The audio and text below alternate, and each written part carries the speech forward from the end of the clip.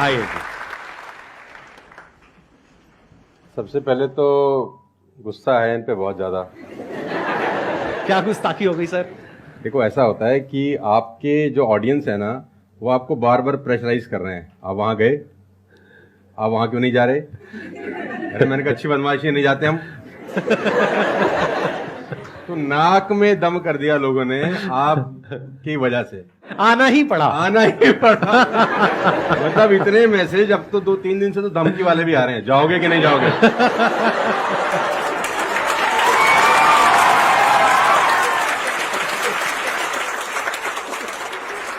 इस बहाने मिलना तो हो गया ना सर? इस बहाने मिलना हो गया। और मैं जानता हूं कि 2-2.5 महीने से हम लोग प्रोसेस में थे कि राइट आपके से मुलाकात होगा, लेकिन अच्छा लगा बच्चों की एनर्जी देखकर और आपसे मिलकर वाकई में।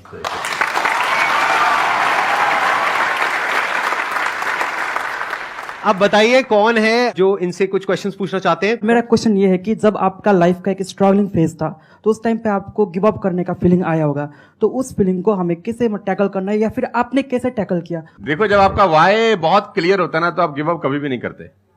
कोई भी चीज क्यों करना है, ये सबसे इंपॉर्टेंट रोल प्ले करता है। There is a book by Simon Sinek called learn your why, कि आप कोई भी काम क्यों कर रहे हैं, है ना। तो अगर आप उस किताब को पढ़ेंगे ना, तो आपको बहुत सारी चीजें सीखने को मिलेंगी।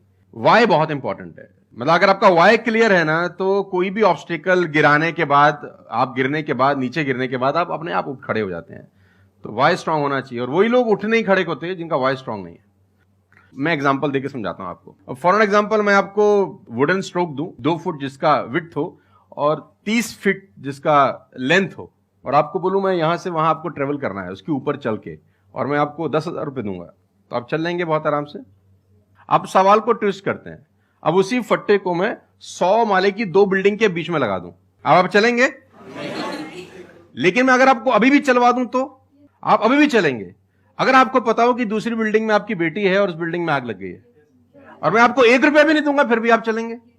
बिकॉज आपका वाई क्लियर है। जब जब आपका वाई क्लियर होता है ना, तो कोई भी ऑब्स्टिकल, कोई भी गिरावट आपको कभी रोक नहीं सकती। लेकिन जब वाई क्लियर नहीं होता, तो छोटी सी छोटी ऑब्स्टिकल भी आपको वापस ले जाती है जहां से आपने जर्नी स्टार्ट किया होता है। वाई इंपॉर्टेंट है। आप सबसे मेरा एक क्वेश्चन है, आप कैसे बनना चाहते हो? जैसे एक होता है कि जरा सा भी कोई थोड़ी सी भी प्रॉब्लम आई तो रोने लग गए, परेशान हो गए। एक ऐसी पर्सनालिटी आपकी हो सकती है कि आने दो, जो आ रहा है आने दो, देख लेंगे, संभाल लेंगे। वो किसके अंदर हो सकता है? जिसने बहुत सारी छोटी छोटी प्रॉब्लम्स को फेस किया है, वही तो बोल सकता है ना आने दो। इस बात को अच्छे से समझ लो कि स्ट्रांग बनते कैसे हैं। स्ट्रांग बनते हैं प्रॉब्लम से, फेलियर से, स्ट्रगल से, सक्सेस से नहीं। सक्सेस से तो दिमाग खराब होता है हम सबका। सच बता रहा हूं आप लोगों को। अभी आप लोगों के लिए सक्सेस बहुत इंपॉर्टेंट है ना। सक्सेस से कुछ नहीं होता है। सक्सेस जब मिल जाती है, हम अपने कंफर्ट जोन में चले जाते हैं और दिमाग खराब हो जाता है, ईगो बढ़ जाती है। बट एक्चुअल में एक इंसान अंदर से जो स्ट्रांग बनता है ना, वो बनता है ठोकरे खा खा करके, प्रॉब्लम्स को फेस करके, स्ट्रगल्स को देख करके। तो आप जितना अभी इस एज में फेलियर्स को देख लोगे, फेलियर से डरोगे नहीं, उतना ही आने वाले 10 साल बाद स्ट्रांग हो जाओगे। With all the respect and regard to everybody, आप देखेंगे कि जो सड़क किनारे बहुत सारे लोग रह रहे होते हैं ना, तंबू वंबू लगा के कुछ सामान बेच रहे हैं टाइप्स, वहां देखना उनके बच्चों का इम्यून सिस्टम बहुत शानदार होता है। वो सर्दी में, जनवरी की सर्दी के अंदर वो नंगा ही खेल रहा होगा सर, और हमारा पैम्पर्ड बच्चा ब्लैंकेट के अंदर उसको जुकाम हो जाता है, जरा सा हवा लग जाए ठंडा। तो जो ठोकरे हैं ना, वो आपका इम्यून सिस्टम बहुत अच्छा बना देते हैं। सफलता, सही कह रहे हैं संदीप जी, कि दिमाग खराब करती है। तो ये जो 5-6 साल हैं, फ्रॉम 14 to 20 और 22, यहां तो आदमी की रगड़म पट्टी होनी चाहिए दबा के। मतलब उसके तो खून के आंसू आ जाने चाहिए कि जिंदगी में भगवान ने मुझे क्या दिया है। सही कह रहे हैं, बिल्कुल सही कह रहे हैं। बता रहा हूं अपना। हाँ। जो मैच्योर लोग रहते हैं, जिनको लगता है कि यार एक कुदरत टेस्ट ले रही है यार हमारा, वो तो खुद ही बोलता है, अगर 2-4 साल कुछ ना हो ना, ऊपर देख के बोलता है कुछ कर नहीं रहे क्या,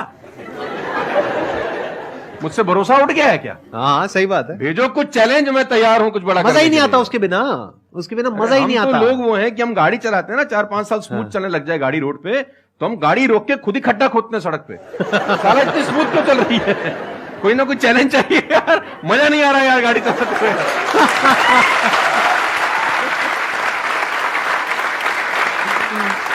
तो चैलेंजेस आपका इम्यून सिस्टम बहुत अच्छा करती हैं, और मेरे हिसाब से 14 और 20 साल का जो एज है, इसमें तो खूब पिटाई होनी चाहिए आदमी की। खूब रगड़ा पिट्टी होनी चाहिए, ताकि उसका इम्यूनिटी एक बार अच्छी हो जाए, बाकी का उसका जो 60-70 साल का जिंदगी है ना, वो लोहा हो जाता है।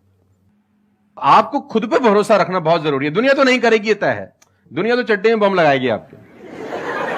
हाँ, तकलीफ ये नहीं है कि चड्डे में बम लगाएगी, तकलीफ ये है कि रिमोट भी अपने हाथ में रखेगी जब मन करे। हाँ, जब मन करेगी वो ठास। सही दुनिया पे बात है। भरोसा नहीं करेगी, ये तय है। लेकिन अगर आपने भी भरोसा नहीं किया अपने ऊपर, तो मुझे लगता नहीं है कि वो ऊपर जाएंगे तो वो खुश होगा। वो कहेगा मैंने क्या बना के भेजा था यार, तुमने साला खुद पे ट्रस्ट नहीं किया यार। मेरा ये मानना है कि आदमी पहाड़ की चोटी से गिर जाए ना, वापस खड़ा हो जाता है। ऊंट से गिर के भी खड़ा हो सकता है, लेकिन अपनी नजर में गिर जाए ना, फिर आदमी खड़ा नहीं होता कभी। हमारे को अपनी नजर में खड़ा होना है। मेरा एक क्वेश्चन है आपसे, ये जो आप अपने वीडियोस में बार बार साला साला बोलते हो, तो आपका साला एक्चुअल में है या नहीं है? नहीं, बिल्कुल है, हष्ट-पुष्ट है। कहते ना सारी खुदाई एक तरफ। एक्चुअली मैं उसको याद करता हूँ, लोग कुछ और वही मैं सोचते हैं। आजकल का जो दौर है ना, जो मुझे कई बार लोग बोलते हैं आप साला मत बोला करिए, लेकिन साला बोलने से जो वजन बढ़ता है ना बात में, वो कुछ और शब्द उसको भरपाई नहीं कर पाता। वो उसकी भरपाई नहीं हो पाती। और कभी कभी जैसा लोग मुझे बोलते हैं मत यूज करो, ये वो आदमी है जो नेटफ्लिक्स देख रहा है और न जाने क्या क्या देख रहा है और क्या क्या सुन रहा है, लेकिन उसको मेरे से पंगा है थोड़ा सा। हर आदमी रहता है ना कि इस देश में हर आदमी से खुश हो सकता है क्या?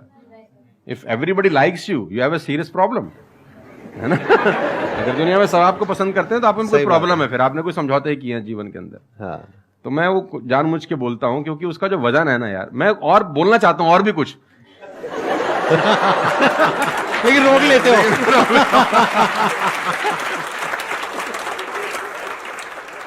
सर मैं क्वेश्चन करना चाहता हूँ कि जैसे लाइफ में सबके लिए सब कुछ क्लियर होती है, नॉलेज सबके पास है, क्लियर कट सब है सब रास्ते के लिए कि क्या करना है क्या नहीं करना। कुछ चीज़ें उनको रोकती है, पता है उसको भी वो क्या रोकती हैं क्या नहीं रोकती हैं, फिर भी वो चाह के वो बंदा आगे नहीं बढ़ पाता उन चीज़ों को लेके।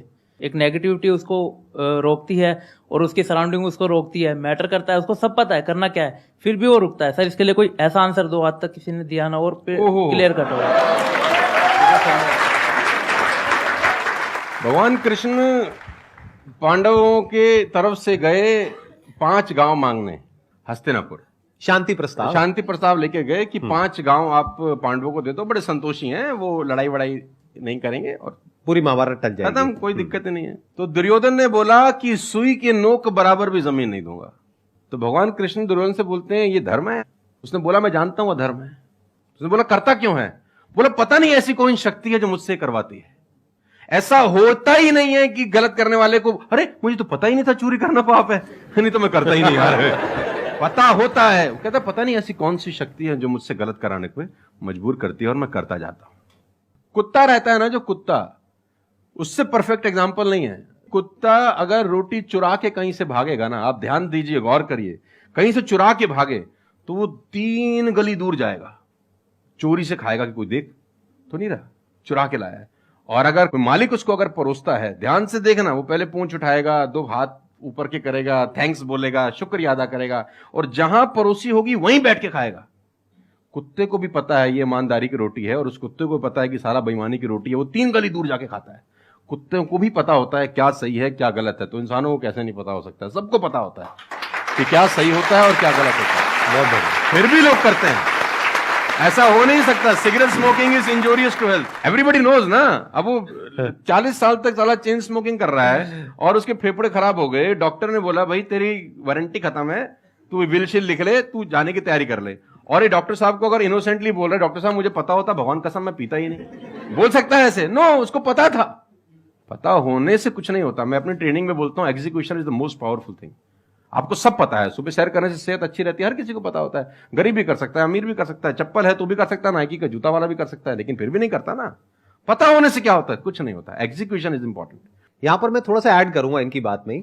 अब इस प्रॉब्लम को सोल्यूशन क्या है? जैसे फॉर एग्जांपल, एक बार आपको सिगरेट की लत लग गई, तब अगर आप एक क्वेश्चन पूछोगे तो आपके लिए सिगरेट को छोड़ना, अगर मानो आपको 10 साल हो गए सिगरेट पीते हुए, अब एकदम से सिगरेट को छोड़ना बहुत ही मुश्किल है। मैं बोलता हूं आसान है, लेकिन इतना आसान नहीं है, क्योंकि बायोलॉजिकली आपकी जो ब्रेन है वो मांगेगी उस चीज को। अब सिर्फ साइकोलॉजिकली आप क्रेव नहीं कर रहे सिगरेट के लिए, बायोलॉजिकली भी वो क्रेविंग उठेगी अंदर से। जैसे भूख लगती है, प्यास लगती है, वैसे ही निकोटिन मांगेगी आपकी जो ब्रेन है। तो इसका सोल्यूशन क्या है?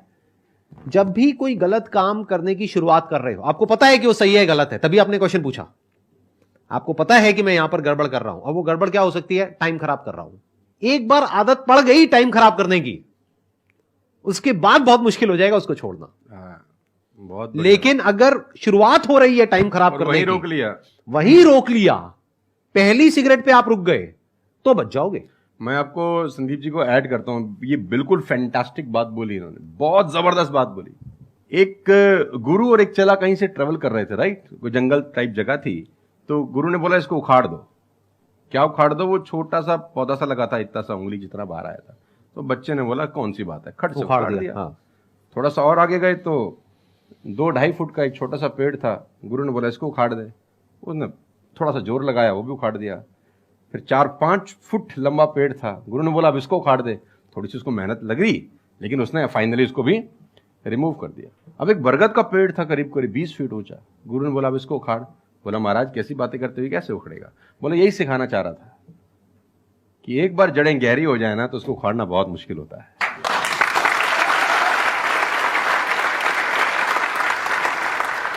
मेरा क्वेश्चन ये है कि जैसे कि हम पढ़ते हैं, आजकल ये हो रहा है कि हम मैक्सिमम हमारा फोकस ये होता है कि हम पढ़ेंगे और ये चीज मतलब जॉब करेंगे, लेकिन ये होता है कि जब वो नहीं होता हमारे से, तो हमें मतलब हमें कुछ बड़ा सोचना चाहिए कि हाँ अब इससे भी बड़ा कुछ हो सकता है, मे बी वो ना हो, कुछ बड़ा मतलब अपनी थिंकिंग को कैसे बढ़ाएं, वॉस करें। देखो ये जो सोच है ना कि मुझे पढ़ना है और फिर मुझे जॉब चाहिए, ये सोच ही गलत है। अगर आप मुझसे पूछोगे तो मेरे स्टैंड पॉइंट से सोच पता है क्या होनी चाहिए? इतना तगड़ा इंस्ट्रूमेंट हमको मिला हुआ है, ये जो ह्यूमन बॉडी है इसको एक इंस्ट्रूमेंट की तरह देखो, कितना कमाल का इंस्ट्रूमेंट है, क्या ब्रेन है हमारे पास में, क्या थिंकिंग पावर है, क्या एबिलिटीज है। इसको हम यूज कर रहे हैं किस लिए? सर्वाइव होने के लिए। सर्वाइव तो जानवर भी कर जाते हैं, उसमें क्या बड़ी बात है? तो नॉलेज को यूज करो, यानी एजुकेशन को यूज करो कुछ क्रिएट करने के लिए, माइंडसेट को चेंज करो। अभी क्या एज है? 20 साल 22 साल। अभी सोचो कि मैं अपनी पूरी लाइफ को क्रिएट करने वाली हूं। 20 साल 30 साल 40 साल 50 साल, अभी पूरी लाइफ पड़ी है, उसको कैसे क्रिएट करना चाहते हो आप? कैसी लाइफ चाहते हो आप? उसको क्रिएट करो, और उस नॉलेज को, उस एजुकेशन को यूज करो उसको क्रिएट करने के लिए। अगर एजुकेशन सिस्टम से वो नॉलेज नहीं मिल रही है तो बाहर से ले लो, इंफॉर्मेशन एज बोलते हैं इसको। इंटरनेट पे भरी पड़ी है नॉलेज, नॉलेज की कहां कमी है? और अपने दिमाग को खोलो। सिर्फ ये लाइफ नहीं है कि मैंने यहां से पढ़ाई करी, उसके बाद में मुझे जॉब लग गई तो मैं सक्सेस हूं, जॉब नहीं लगी तो मैं फेलियर हूं। अरे नहीं, वो समय गया। आज अनलिमिटेड ऑप्शंस है। फिर भी अगर हम ऐसी बात करते हैं तो इसका मतलब क्या है कि अभी हमारा दिमाग खुला नहीं है, दिमाग बंद है। बोलते हैं ना, mind is like a parachute, it can't work unless it's open. तो दिमाग को खोलो, देखो दुनिया में क्या क्या हो रहा है। Job is not the only way to make money, there are lot of ways to make money. You must have that capability to create something of value for the society, for the world. अगर आप ऐसा कुछ कर सकते हो तो दुनिया तैयार है आपको पैसा देने के लिए। आप इसको ऐसे देखो, मैं आपसे एक क्वेश्चन पूछता हूं, आपकी लाइफ में मानो कोई बहुत बड़ी प्रॉब्लम है और वो किसी पर्टिकुलर प्रोडक्ट से या सर्विस से सॉल्व हो जाती है, आप पैसे दोगे या नहीं दोगे? देंगे। दोगे ना? तो और लोग भी तो आपको देंगे। इसी को तो बिजनेस बोलते हैं। मेरा एक वीडियो है, अगर टाइम मिले तो देखना, कि इस दुनिया में जंगल का शेर बनना, सर्कस का नहीं। शेर तो सर्कस में भी रहता है ना। अब वो जो चाबुक वाला ना उसको नचाता है, आग में से भी कूदने को बोलता है तो बेचारा कूद जाता है। उसको सिर्फ सहूलियत ये होती है कि उसको टाइम पे खाना मिल जाता है बस। लेकिन जो जंगल का शेर है उसको कभी मिलता है, कभी नहीं मिलता, उसको रोज हॉन्ट करना पड़ता है। Every day when the sun rises उसको भागना पड़ता है शिकार के लिए, नहीं तो वो शाम का अपना सूर्यास्त नहीं देख सकता, मर जाएगा। डेली भागना है, डेली दौड़ है, डेली लड़ाई है, डेली जंग है उसकी। लेकिन सर्कस के साथ कोई जंग है ऐसी नहीं, उसको धूप की तकलीफ नहीं है, धूप उसको पड़ेगी नहीं, बारिश उस पर आएगी नहीं, सेफ सिक्योर है, मस्त रह रहा है, उसकी टेक केयर हो रही है। लेकिन साला कोई जिंदगी है? बच्चे भी पूंछ पे हाथ लगा के चले जाते हैं जब पूंछ बाहर घूम रही होती है। अब यही पिंजरा हटा दो, अब बच्चे को बोल हाथ लगाइयो, है ना? तो जिंदगी में बनना, तो जंगल का शेर बनना, चैलेंजेस होने चाहिए। आराम से 2 टाइम का खाना मिल जाएगा, वो तो सर्कस वाली कहानी है, मुझे सूट नहीं करती। जंगल में रहे, खाना मिलेगा नहीं मिलेगा, लेकिन शान से जिएंगे। 100 साल की नालायक जिंदगी से 30 साल की साले शानदार जिंदगी ज्यादा अच्छी है।